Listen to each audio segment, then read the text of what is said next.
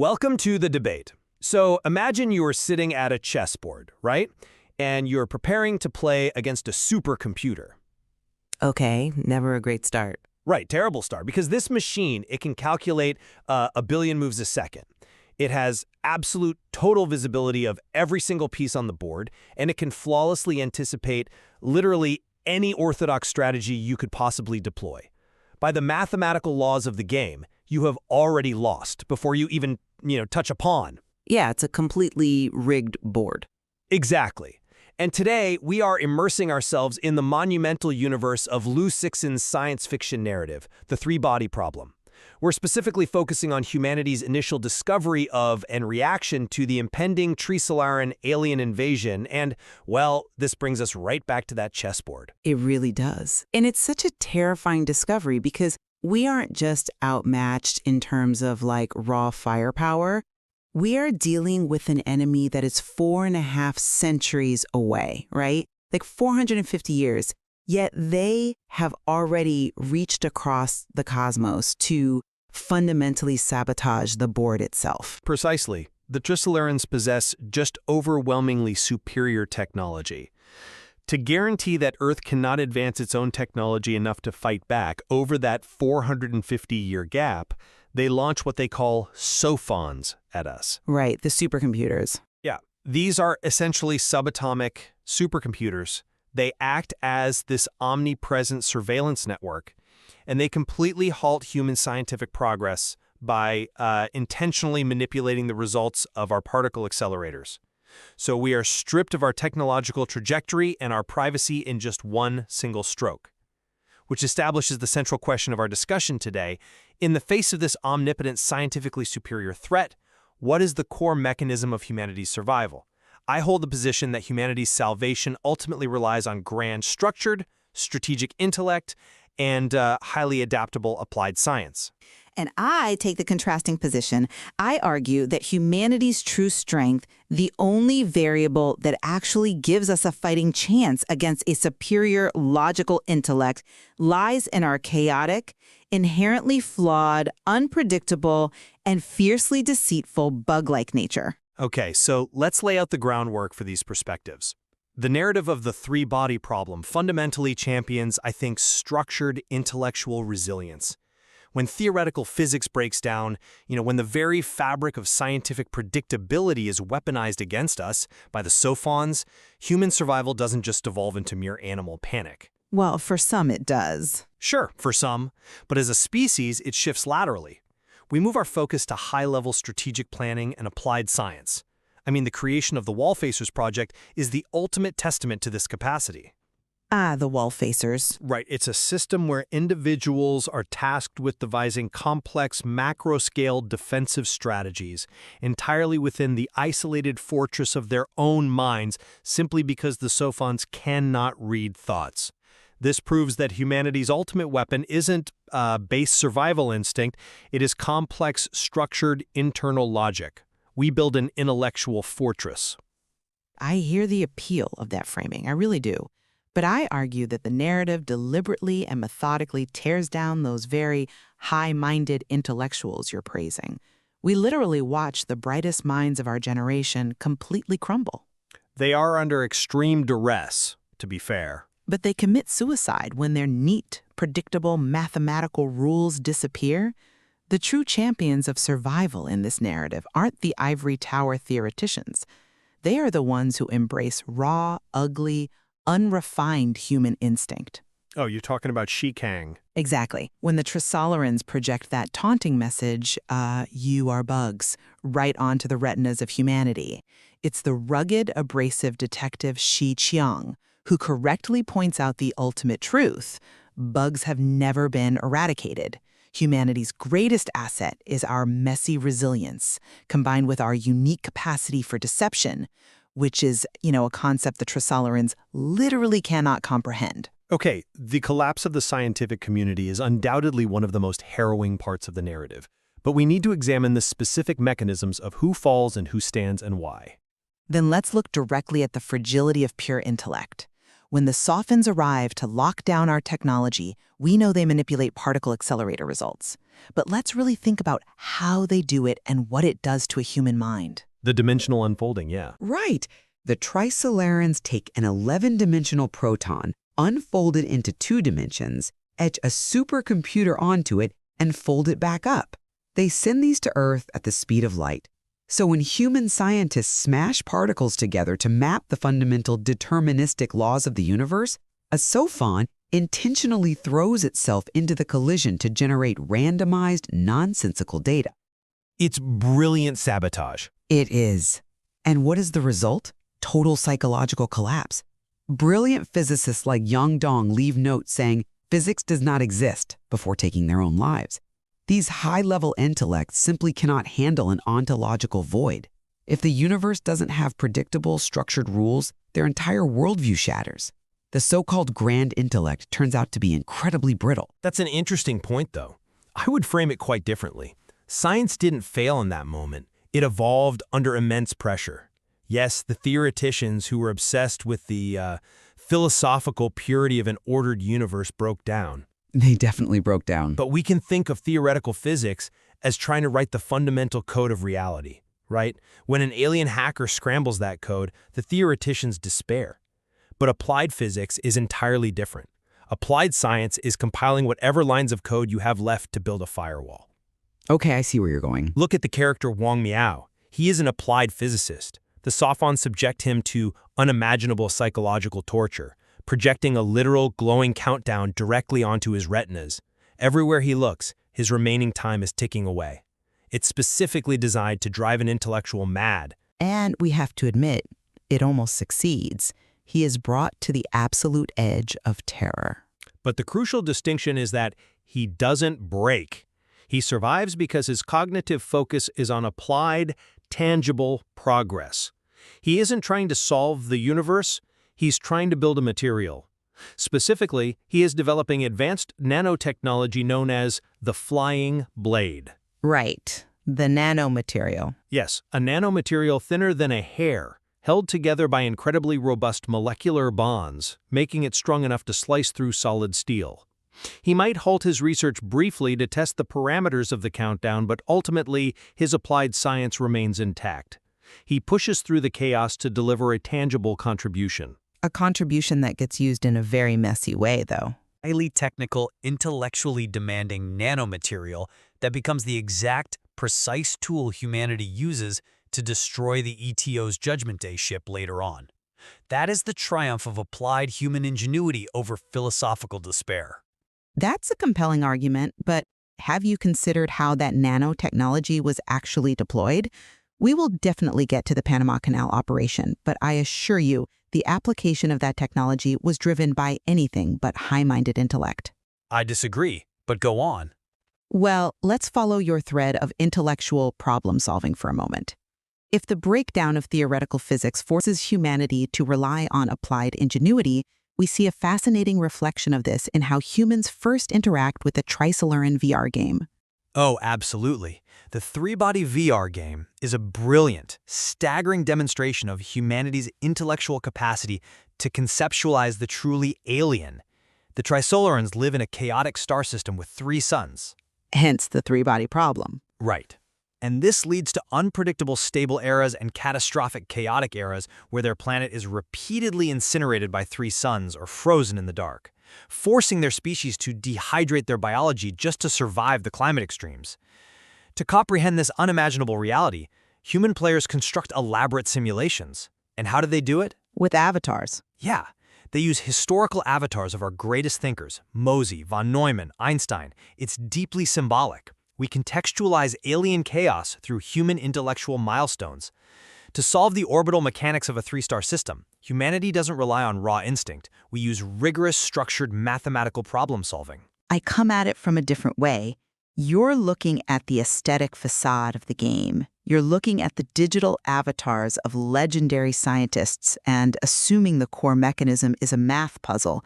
It isn't. The game is an emotional, psychological trap. A trap? Completely. It was deployed by the Earth Trisolaris organization, specifically the redemptionist faction, as an ideological virus. I'd argue it was a filtering tool, actually. It was designed to locate other brilliant minds on Earth who could actually comprehend the physics of the problem. A filter, yes. But for what? Its true purpose was to generate human sympathy for the aliens. When players enter that haptic suit and physically experience the tragic, brutal cycle of the Trisolarians, watching them dehydrate into dry husks, being stacked away in storehouses, and then rehydrating in the lakes when a brief, stable era finally arrives, it generates profound pity. It is definitely a visceral experience. Exactly. The game proves that the real battlefield here isn't the physical sciences. It is human emotion and religious fervor. The Trisolarians already knew the three-body problem was mathematically unsolvable. The game wasn't meant to crowdsource a physics equation. It was meant to build a cult. But not everyone playing joined the cult? No. But look at the other faction, the Adventists, led by Mike Evans. They didn't care about the math at all. They just wanted humanity destroyed because they believed human nature is inherently toxic and irredeemable. The driving forces of the entire conflict on Earth are human ideology, self-loathing, and psychological vulnerability. I see why you think that, but let me give you a different perspective. Even if the ETO's ultimate goal was ideological recruitment, the mechanism of human engagement within that game was profoundly intellectual. How so? Think about the von Neumann avatar in the simulation. He convinces a virtual emperor to use 30 million human soldiers to act as the logic gates of a massive computer motherboard. Soldiers holding black and white flags, flipping them to represent binary code. AND gates, OR gates, NAND gates processing complex calculus across a human grid spanning kilometers. Oh, the human computer. Yes, that is a breathtaking monument to systemic, structured thought. It shows that even when simulating an alien apocalypse, the human mind organizes into complex logical architectures to process the unknown. But it's a monument to futility. That 30 million man human computer works perfectly, right? It calculates the planetary alignment flawlessly, the soldiers flip their flags in perfect binary harmony, and then the simulation is completely destroyed anyway because the three suns align in a way that creates a trisolar syzygy, reversing gravity and pulling everything into the sky. Well, yes, the simulation ends in disaster. A math fails to save them. Just like pure intellect fails to save the sciences on Earth, the logic is a dead end. Which brings us to the ultimate evolution of human defense. If the physical sciences are locked down by the Sophons, and the psychological battlefield is compromised by human sympathizers, the only remaining space for defense is the isolated human mind. And here, we must look at a fundamental biological limitation of our enemy. The transparent thought. Right. The Trisolarans communicate via direct thought projection. Their thoughts are entirely transparent to one another. The moment they think something, it is broadcast. Therefore, they literally lack the concept of deception.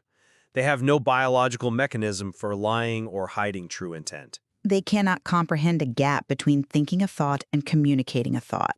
To them, it's the exact same physiological process. Exactly. And because the Sophons can monitor every camera, every microphone, and every particle accelerator on Earth, but they cannot read the internal firing of human neurons, humanity pivots.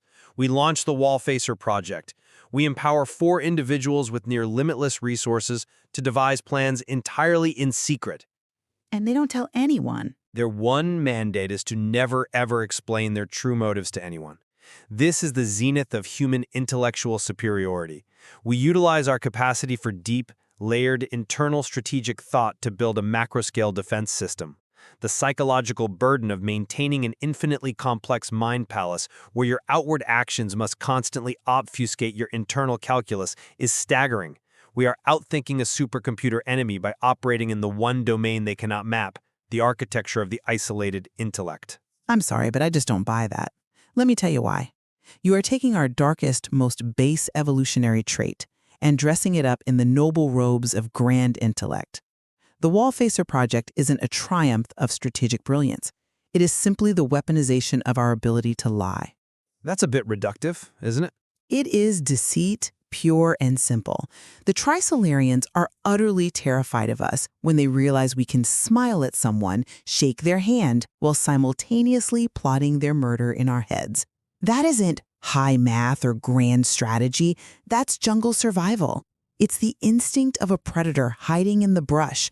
And to prove that brutal, dirty survivalism is what actually works against this enemy, we don't even need to wait for the wall-facers to act. You're bringing up the canal now. Yes, we just have to look at the climax of this segment of the narrative, the operation at the Panama Canal to stop the Judgment Day ship. You mean the deployment of Wang Miao's nanomaterial? Yes, but look closely at how it's deployed. You have military generals, deep-thinking theoreticians, and UN strategists all sitting around a table, completely paralyzed. They desperately need to retrieve the Trisolaran communications data stored on the ETO ship. But if they attack the ship with standard bombs, missiles, or special forces troops, the cultists will have plenty of time to smash the servers or wipe the hard drives. It is a massive tactical dilemma. And the high-minded intellectuals have absolutely no solution to this logistical nightmare. Who solves it? Shi Kang, the chain-smoking, abrasive, entirely unrefined police detective who lacks any formal scientific pedigree whatsoever. Right. He is the one who suggests stringing Wang Miao's flying blade nanowires across the narrowest point of the canal to slice the ship apart. But the sheer malice of the plan is what makes it work. He suggests doing it specifically during the daytime. Why? Because during the daytime, the cultists will be sitting at their desks or standing in the hallways. If they executed the ambush at night, the cultists would be lying down in bed. Right, to avoid a horizontal slice. Exactly. With the invisible nanowires strung exactly 50 centimeters apart, a person lying flat might not be killed instantly. They might survive long enough to bleed out and drag themselves to a computer to delete the data.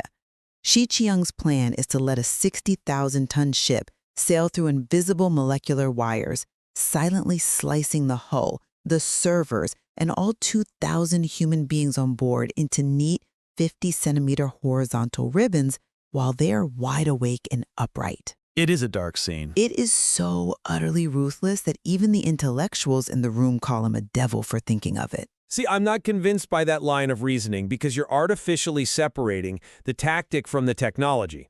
Yes, Shi Chang's tactical insight was ruthlessly pragmatic and quite frankly horrifying, but it required the absolute pinnacle of applied physics to actually execute. But without the tactic, You cannot slice a massive steel ship and the hard drives inside it without the staggering intellectual achievement of creating a wire thinner than a hair that can shear through molecular bonds. You can have all the malicious, dirty tricks in the world, but without the flying blade, the ship sails right through the canal. The intellect and the tactic are inextricably linked. But the spark that operationalizes the technology is pure, deceitful malice. It's an ambush. It relies entirely on the human capacity for a dirty trick, a concept the Trisolarians couldn't generate if they had 1,000,000 years. And this loops perfectly back to the Trisolarans' view of humanity. The bugs message. Right. After the horrific success of the canal operation, the Sophons dropped their final taunting message onto the retinas of the human command. You are bugs. The Trisolarians view our science, our wall-facers, and our military as nothing more than the pathetic, instinctual twitching of insects before a boot comes down. Which is incredibly demoralizing. The intellectuals in the narrative are driven to absolute despair by this. Wang Miao and the brilliant physicist Ding Yi go on a massive drinking binge, completely broken by the realization of humanity's cosmic insignificance. They are overwhelmed by the sheer technological disparity. I mean, the realization that their reality, their life's work, has been nothing but a manipulated cage. Precisely. The intellectuals give up. And who pulls them out of the gutter? Shi Chang. He drags these two drunk, depressed geniuses out of their miserable stupor, throws them in a car, and drives them out to the countryside. To the locusts. To a wheat field that is being absolutely decimated by a plague of locusts. He points to the buzzing swarm and delivers what I believe is the most important realization in the entire narrative. He tells them, look at these bugs. We humans have used pesticides, we've used fire, we've used genetic modification. We have brought vastly superior godlike technology to bear against bugs for millennia. We are to bugs what the Trisolarians are to us. And yet, the bugs are still here. It is undeniably a powerful metaphor. It's the core truth of our survival. The Trisolarians don't understand that by calling us bugs, they haven't predicted our doom. They've accidentally highlighted our greatest evolutionary strength. Why do bugs survive? Because they are messy. They multiply, they adapt in the dirt, and their chaotic biological swarm cannot be calculated or eradicated by clean, superior technology. A supercomputer cannot predict the erratic flight path of a billion locusts. It isn't our physics or our elegant mathematics that will save us, it's our cockroach nature. Well, I acknowledge the visceral power of the locust metaphor. It perfectly captures the raw resilience of life. However, to summarize my position today, I maintain that resilience alone is merely endurance. It is not victory. Okay, fair distinction. A bug survives, but a bug does not build a ship and fly to the boot to destroy it. While deception and raw survival instinct are undeniably useful tools in our arsenal, it is the organized, highly strategic application of those tools that elevates humanity above the insect. So it's the structure around the instinct. Yes, the Walthacer Project isn't just about the biological quirk of lying. It is about constructing a labyrinth of systemic defense spanning centuries, fueled by unlimited global resources and the brightest minds. It is the calculated use of advanced nanotechnology, the ability to conceptualize 30 million man binary computers in a virtual void, and the structured intellect of humanity that serves as our actual shield. That is what will carry us through the grueling 450-year wait for the Trisolarian fleet. We will survive not because we scurry in the dark like cockroaches, but because we have the intellectual capacity to build an impregnable fortress in our minds. And to summarize my stance, I look at the wreckage of the scientific community in this narrative, and I see the stark limits of that intellectual fortress. When the neat laws of physics were stripped away by the Sophons, pure intellect crumbled into suicidal despair. The theoreticians couldn't handle the chaos. It was a rough transition, yes. It was only the unrefined, deceitful, and rugged bug-like nature of humanity that allowed us to formulate a defense in the mud. Whether it's a chain-smoking detective formulating a brutal, silent ambush at the Panama Canal, or humanity weaponizing its unique, evolutionary capacity to lie in the face of a terrifyingly transparent enemy, our salvation comes from our flaws. The Trisolarans are terrified of our capacity for deceit precisely because it entirely defies mathematical modeling. We are bugs, yes, but bugs possess a chaotic resilience that high technology can never truly calculate or extinguish. The absolute brilliance of Liu Cixin's narrative is exactly how it forces us to grapple with this dichotomy. It seamlessly interweaves the extreme crystalline vulnerability of high science with the rugged, almost terrifying resilience of human nature. It really does. It forces the reader to look at the end of the world and ask themselves a deeply uncomfortable question. When the countdown starts, would you rather have a brilliant, morally upright physicist by your side or a ruthless, deceitful street cop? Right. And it turns out the answer to surviving the universe is immensely complicated. The tension between the noble, structured pursuit of universal truth and the dirty, practical mechanics of terrestrial survival is what makes the impending clash with Trisolaris so deeply compelling. Neither of us can declare definitive victory here today, because the 450-year countdown has only just begun. We highly suggest you dive into the source material to witness this monumental philosophical struggle for yourself. It is a phenomenal, haunting journey into the dark forest of the cosmos. Indeed. So the next time you find yourself sitting at that chessboard, staring down an opponent who can see your every move and calculate your every strategy, wait, let me rephrase that. When you stare down that opponent, ask yourself, do you try to invent a brilliant new orthodox opening, or do you simply prepare to kick the table over? Thank you for listening to The Debate.